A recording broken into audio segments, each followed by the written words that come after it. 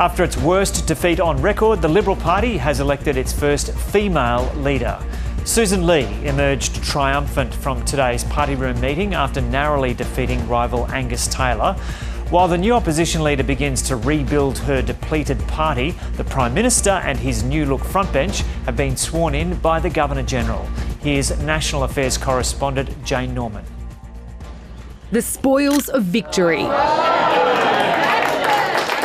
for Labor ministers launching into their second term and their families. The Honourable Annika Wells MP as Minister.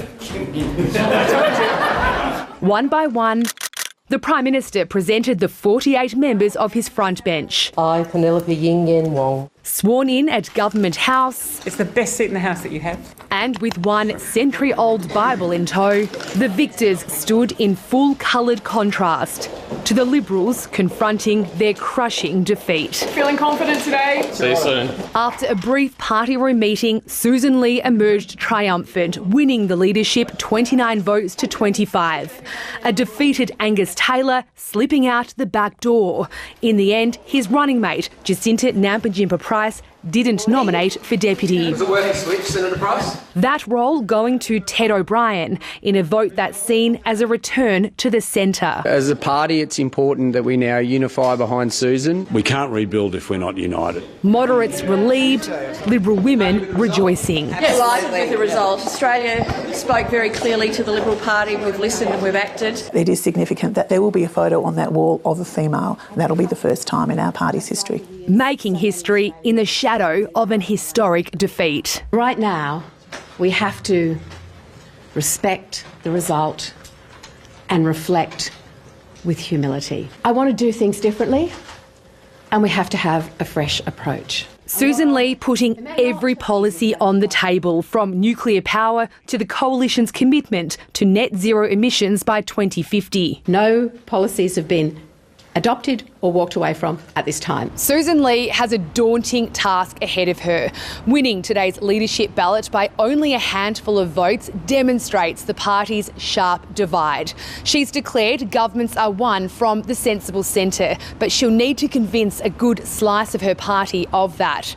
Her first priority will be putting together a frontbench while trying to forge a functional relationship with a restive National Party. Her constituents, at least, are ringing in a new era, celebrating the ascension of Sussan Ley.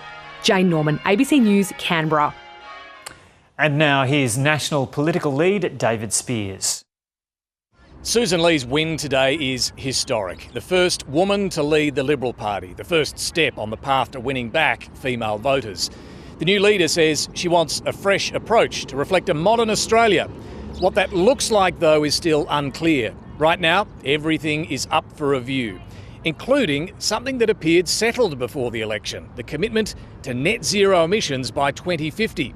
The Morrison government signed Australia up to the Paris Agreement. Peter Dutton stuck with that pledge. But right now, the Liberals can't say where they stand on net zero. How that's going to win back voters in Middle Australia that have left the party is unclear.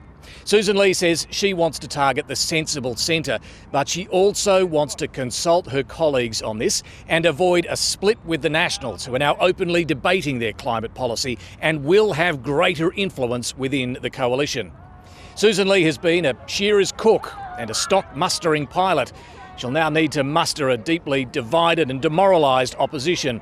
Her win over Angus Taylor was narrow. She faces a Labor government in a commanding position. Sussan Ley's flight path ahead will be difficult if she ever wants to become the first female Liberal Prime Minister.